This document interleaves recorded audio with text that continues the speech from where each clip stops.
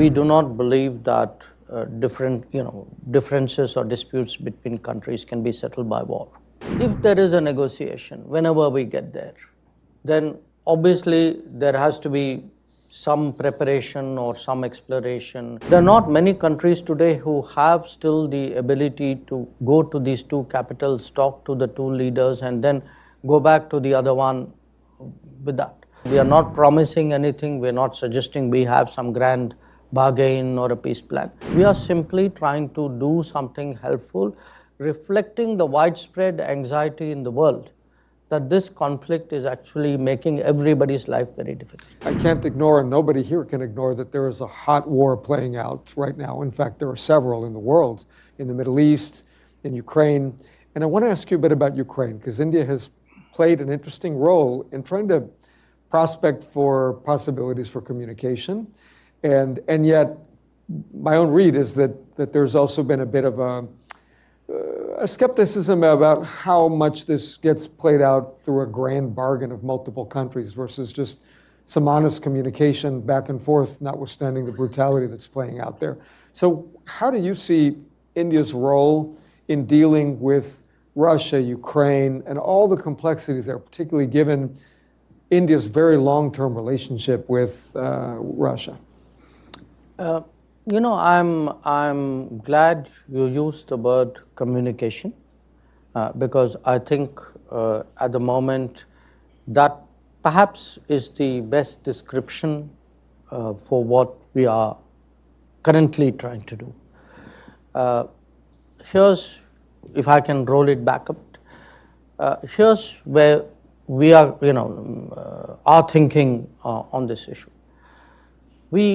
Our public position is we do not believe that differences or disputes between countries can be settled by war. A second public position is we do not believe that we are actually from the battlefield going to get a decisive outcome.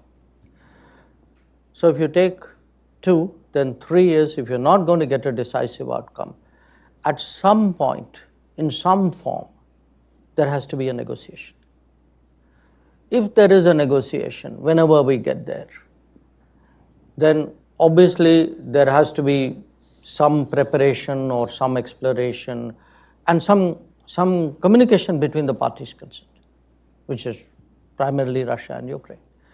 So with these propositions in mind, we started in this third term, some explorative discussions. It started between Prime Minister Modi and President Zelensky, first in Italy, in Puglia, on the sidelines of the G7.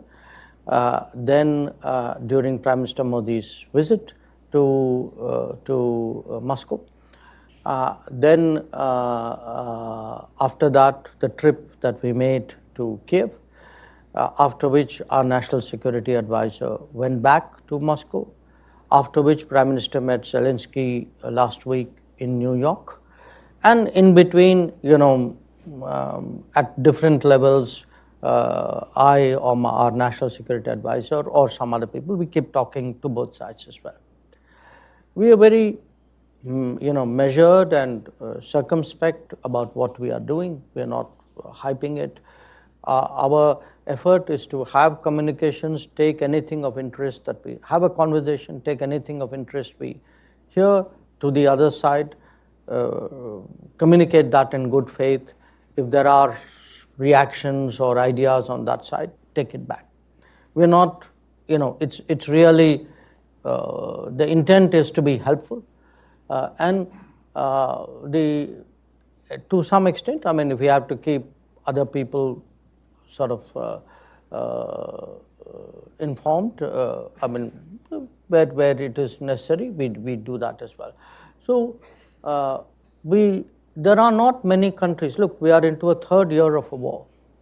There are not many countries today who have still the ability to go to these two capitals, talk to the two leaders, and then go back to the other one with that.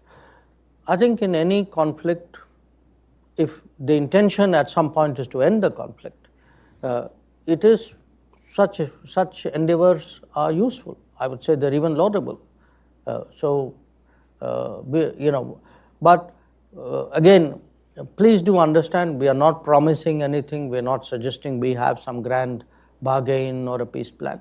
We are simply trying to do something helpful, reflecting the widespread anxiety in the world that this conflict is actually making everybody's life very difficult.